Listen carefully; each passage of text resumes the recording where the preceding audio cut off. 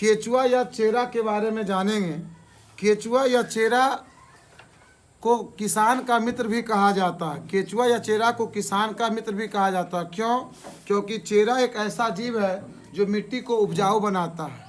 मिट्टी के उपजाऊ बनाने के कारण मिट्टी से पैदावार क्या होता है? ज़्यादा होता है। इसलिए इसे केचुआ को किसान का मित्र या फ्रेंड कहा जाता है।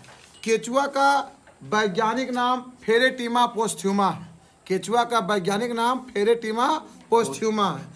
केचुआ एनिडा फाइलम का जीव है। अगर पूछा जाए कि केचुआ किस फाइलम या किस संघ का जीव है, केचुआ एनिडा फाइलम का जीव है। इसका शरीर अलग अलग खंडों में बटा होता है। केचुआ का शरीर जो होता है अलग अलग खंडों में बटा होता है। इसके लिए अगर इसको हम देखना चाहें कि केचुआ का शरीर अलग खंडों में किस प्रकार बटा होता है, तो मैग्नीफाइंग ग्लास की सहायता से या माइक्रोस्कोप की सहायता से, जनरली आप मैग्नीफाइंग ग्लास की सहायता से भी आप इसके अलग अलग खंडों को आप आसानी से देख सकते हैं। अभी आप इधर देखिए निशु, इधर आप देखिए आप ये कैसे आपको दिखता है कि ये इससे अलग अलग खंड आपको दिखते हैं। जल्दी इसमें क्या है, अलग अलग है ना आपको खंड दिखेंगे माइक्रोस्कोप मैग्नीफाइंग ग्लास के साथ। आप देखिए इसका शरीर जो होता है वो दूर से आपको जब दिखेगा इस तरह से लगता है कुछ कुछ खंड जैसा दिखता है।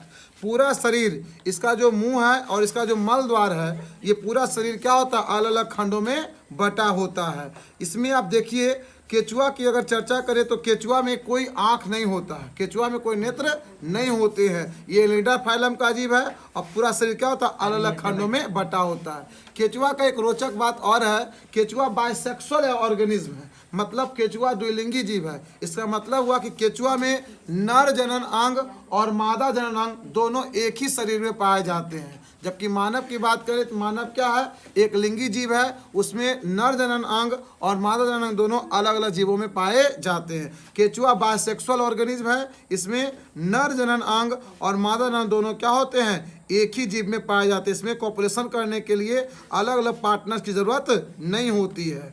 ये आपका ये अर्थवर्म है।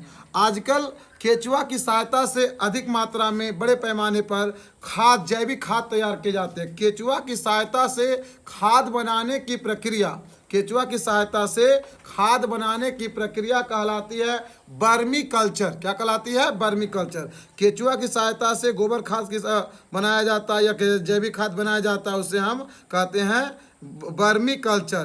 तथा जो खाद तैयार होते हैं केचुआ की मदद से, उन्हें कहा जाता है वर्मी कंपोस्ट। क्या कहा जाता है उन्हें? Vermi compost. ये केचुआ, इसका है ना, जितना शरीर आप देख रहे हैं कि सिंपल है, इतना इस शरीर, इसका शरीर का बनावट बहुत ही जटिल या कॉम्प्लेक्स है। इसमें पाचन तंत्र, श्वसन तंत्र, जनन तंत्र, परिवहन तंत्र, है ना, ऐसे बहुत सारे तंत्र पाए जाते हैं जिनकी बनावट को जानने के लिए हमें एनाटॉमी का अध्ययन करना पड़ेगा। आज हम सीखेंगे केचुआ के बाहरी अंगों के बारे में, बाहरी बनावट के बारे में। किसी भी जीव के बाहरी बनावट को मॉर्फोलॉजी या आकारिकी कहा जाता है और जीव के आंतरिक बनावट का अध्ययन करना एनाटॉमी या आंतरिकी कहलाता है। ये आज हम लोग सीखे एक्सटर्नल पार्ट ऑफ तेलचट्टा, या सॉरी ये क्या आपका केचुआ है। अब इसमें कह रहा आप पे कि इसका जो आगे का जो बनावट होता है, इसमें क्या ये माउथ होता है ना, और ये सूप की तरह होता है। मतलब इसमें कहना ये नुकीले होते हैं जो मिट्टी में बिल बनाने में मदद करते हैं। और जो पिछला भाग होता है थोड़ा सा मोटा होता है, वो एनस का काम करता है, मतलब मल को बाहर निकालने में मदद करता है। केचुआ का मुख्य भोजन मिट्टी है और मिट्टी में उपस्थित जो कार्बनिक पदार्थ होते हैं उसको भोजन के रूप में केचुआ ग्रहण करता है।